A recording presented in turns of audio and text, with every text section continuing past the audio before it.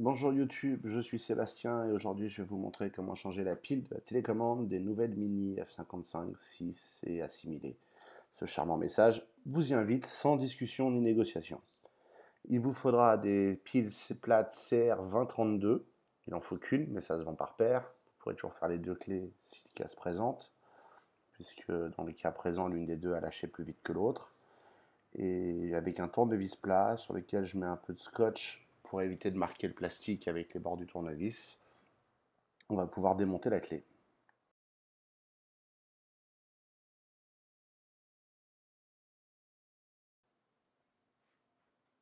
On prend la clé et en fait on commence par enlever la clé métallique à l'intérieur. Voilà, et puis avec le tournevis dans le petit ergot qui se trouve à l'arrière, toute petite ouverture dans le plastique, on va faire doucement levier, très doucement, pour ne pas risquer de l'abîmer ou de le casser, de manière à pouvoir libérer l'intérieur de la clé.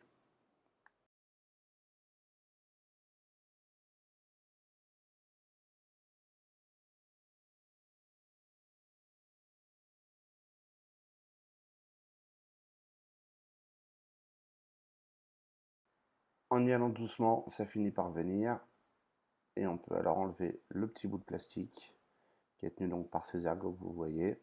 C'est cela qu'il faut éviter de casser en soulevant avec le tournevis.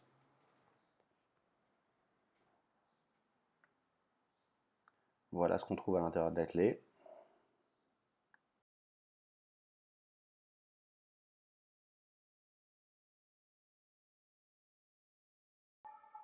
À l'intérieur de la clé, il y a un nouvel ergot sur le petit cache dans lequel on peut mettre le tournevis et faire levier. Et on se retrouve avec la pile apparente et le cache qui va dessus. C'est pas vraiment fait pour être pratique ou efficace, mais c'est faisable. On enlève maintenant la pile. Le tournevis reste notre meilleur ami parce que c'est pas très accessible.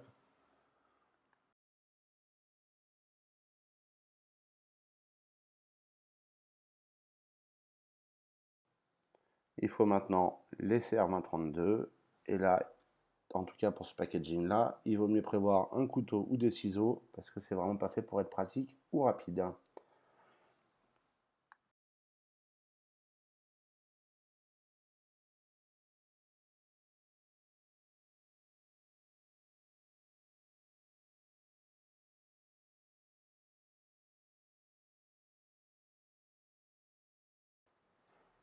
Une fois la pile libérée de son emballage, on la met dans la clé, la face entièrement plate vers le haut. Et une fois qu'elle est calée en place, on peut réclipser le petit cache et remonter le reste de la clé.